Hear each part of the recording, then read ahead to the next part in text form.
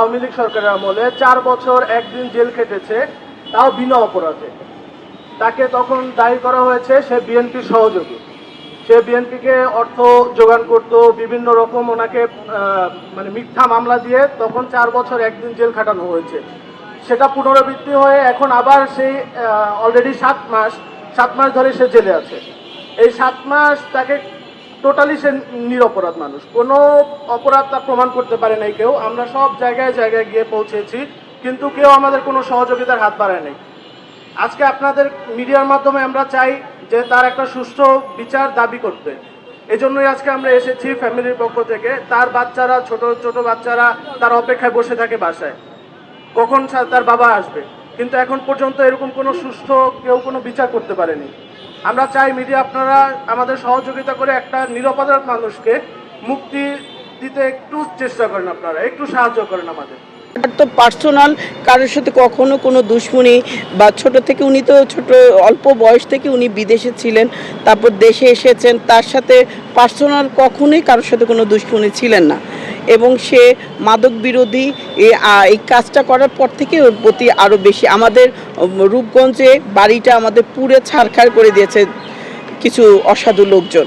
আপনারা সেটাও ভিডিওতে দেখতে পারেন, ওনার ফুটেজ আছে। উনি যখন ঢাকায় ছিলেন তার বাড়িটা পুড়িয়ে দিয়েছে এবং প্রচুর, এবং ছোট ছোট বাচ্চাগুলি ভিতরে ছিলেন এবং গুলি করা পর্যন্ত হয়েছে। যে উনি কেন মাদকের বিরুদ্ধে এবং সন্ত্রাসীর বিরুদ্ধে কেন উনি কথা বলেছেন, এটাই তার অপরাধ। দেশকে কেন ভালো করতে চেয়েছিলেন, পরিষ্কার করতে চেয়েছিলেন। যে উনি মাদক বিরোধী এবং সন্ত্রাস বিরোধী প্রতি উনি লুখে দাঁড়িয়েছিলেন। হয়তো এই কারণেই তাকে বারবার জেলে দেওয়া হচ্ছে এবং জেল থেকে তাকে জামিন হওয়ার পরও তাকে 8 ঘন্টা 10 ঘন্টা রেখে আবার নতুন করে একটা মামলা দিচ্ছে। এই জন্য আমি চাচ্ছি তারেক জিয়া সাহেবের কাছে, ওনার কাছে শ্রদ্ধাশীল, এবং ওনার মা একজন বিএমপি, উনি ওনার প্রতিও আমাদের অনেক শ্রদ্ধা আছেন, সম্মান, আমাদের দেশের প্রতি উনি অনেক কিছু করেছেন। আমরা চাচ্ছি যে ওনারা এই কেসটাকে একটু নির্দিষ্টভাবে দেখে আমার ভাইকে ন্যায় বিচার করে দেখ। সন্দেহজনকভাবে তাকে অ্যারেস্ট করা হয়েছে যখন 5 আগস্ট, যখন উনি 5 আগস্টে আমার দেশ স্বাধীন হয়েছে, তারপরে কিছু আওয়ামী লীগের দোসররা আমাদের বাড়িঘর পুড়িয়ে দিয়েছেন।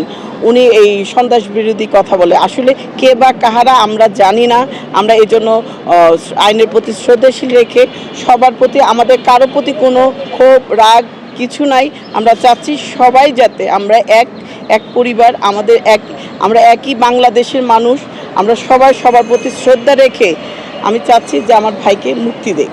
আমার ভাই সেলিম প্রধান, উনি কোনো সন্ত্রাসীর সাথে জড়িত না, উনি কোনো অন্যায় কাজে জড়িত না। উনি সবসময় সবার প্রতি শ্রদ্ধা রেখে কাজ করেছে এবং উনি দেশের প্রতি কর্মসংস্থান মানুষের জন্য করার জন্য আপ্রাণ চেষ্টা করেছে এবং করছেন।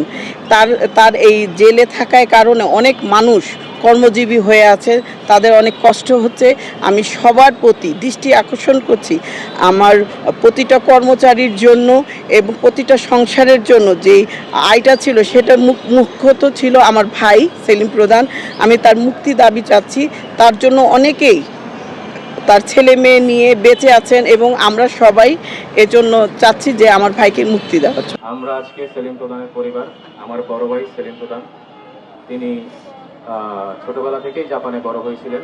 তিনি দীর্ঘ 10 বছর জাপানে ছিলেন। সেখান থেকে তিনি দেশে এসে ব্যবসা করার উদ্দেশ্যে একটি সৎ মনমানসিকতা নিয়ে দেশে এসেছিলেন।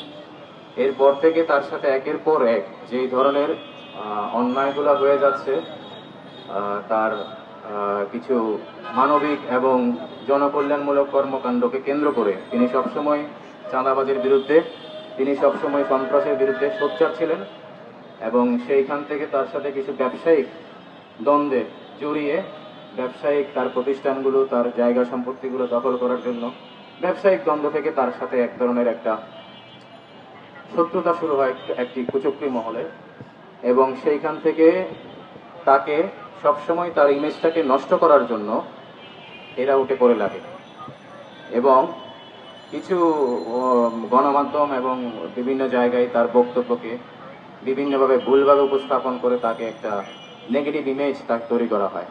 তাকে বিগত সরকারের আমলে বিনা দোষে 4 বছর 1 দিন তাকে কারাগারে রাখা হয় তার জীবন থেকে 4 বছর একটা দিন নষ্ট করা হয়।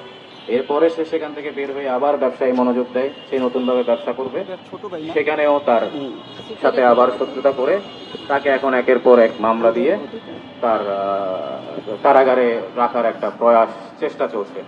তিনি মামলায় জামিন হয়, কিন্তু আবার তাকে পুনরায় স্নোয়ারেস্ট দেখিয়ে মামলায় তাকে আটকে রাখা হয়।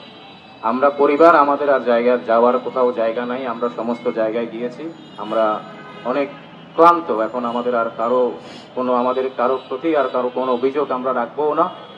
আমরা চাই একটা সুষ্ঠু ন্যায় বিচার।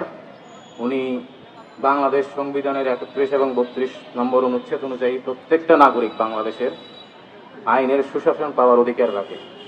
তারা আইনের অধিকার গণতান্ত্রিক বাংলাদেশে প্রত্যেকটা নাগরিক পায়, আইনের সুশাসন প্রতিষ্ঠা অধিকার প্রত্যেকটা নাগরিকের আছে। কিন্তু এই ক্ষেত্রে সেলিম প্রধান ব্যতিক্রম। তিনি কোনো আইনের কোনো ন্যায় বিচার এবং কোথাও তিনি কোনোভাবে, ওনার জন্য আইন থেমে গেছে যেটা বলতে গেলে আমরা এটা উপলব্ধি করছি। ওনার কোনো দোষ থাকলে সেটা শাস্তি হোক, এটাও আমরা চাই। উনি নির্দোষ হলে কেন উনি শুধু শুধু এই হয়রানির শিকার হবে? বাংলাদেশের নতুন সরকার এখন ক্ষমতায় এসেছে। আমরা সমস্ত জায়গায় দেখতে পাচ্ছি জনাব তারেক রহমান, উনি অলরেডি বাংলাদেশের মানুষের মন জয় করে ফেলেছেন। সমস্ত জায়গায় আমরা একটা নতুনত্বের ছোঁয়া পাচ্ছি। এই আশা ভরসা থেকে আমাদের আজকে এই মানববন্ধন। আমরা পরিবারের পক্ষ থেকে বাংলাদেশ সরকারের প্রধানমন্ত্রী জনাব তারেক রহমানকে বিনীতভাবে অনুরোধ করছি, আমাদের এই বিষয়টি একটু দৃষ্টিগোচর করেন, আমাদেরকে এই অন্যায়ের হাত থেকে মুক্ত করেন, এই হয়রানির হাত থেকে মুক্ত করেন। আমাদের পরিবারকে, সেলিম প্রধানকে, তার 3টা সন্তান আছে, তার একটা পরিবার আছে, আমাদের ন্যায় বিচার পাওয়ার জন্য আমাদের পথটাকে একটু স্মুথ করেন, আমরা যেন ন্যায় বিচার পাই। আমাদের শুধু এটাই দাবি, আমরা ন্যায় বিচার দাবি করছি, আর কোনো কিছু আমাদের দাবি নেই, কারো প্রতি আমাদের কোনো অভিযোগ নেই।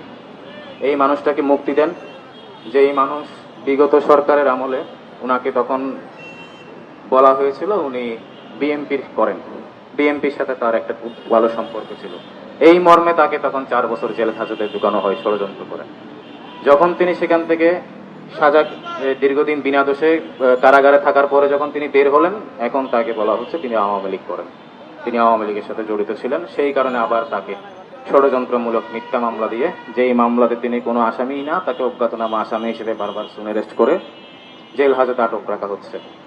তো এটা যদি একটা গণতান্ত্রিক দেশে, আমরা এখন আশা করতে পারি জনাব তারেক রহমান প্রধানমন্ত্রী, বাংলাদেশ একটি নতুন ধারায় আছে, আমরা এখন আশা করতে পারি যে আমরা সুষ্ঠু ন্যায় বিচার পাবো। সেই উদ্দেশ্যে আমাদের এই শান্তিপূর্ণ মানববন্ধন আমরা সুষ্ঠুভাবে এটি পালন করছি। আপনাদের সবাইকে ধন্যবাদ, আপনারা এখানে উপস্থিত হয়েছেন। আমাদের জন্য দোয়া করবেন, সেলিম প্রধানের জন্য দোয়া করবেন। ব্যক্তি হিসেবে কেউ ভুলের ঊর্ধ্বে নয়, কারো যদি কোনো ভুল থাকে সেই ক্ষেত্রে আপনারাও সেটা মানবিক বিবেচনার দৃষ্টিতে চিন্তা করবেন। আপনাদের সাংবাদিক ভাইদেরকে অসংখ্য ধন্যবাদ। আমাদের জন্য দাঁড়ান, আমরা ন্যায় বিচার চাই, আমাদের পক্ষে থাকুন, সত্যের পক্ষে দাঁড়ান। আমাদের আর কোনো অনৈতিক, কোনো অবৈধ কারো কাছ থেকে কোনো চাওয়া পাওয়ার আমরা আশা করছি না। সত্যের পক্ষে দাঁড়ান, জাস্ট আমাদেরকে সাহায্য করুন। আমাদের সংবাদগুলো, সেলিম প্রধানের সাথে যে অন্যায়গুলো হচ্ছে সেগুলো প্রচার করুন। ধন্যবাদ, আসসালামু আলাইকুম।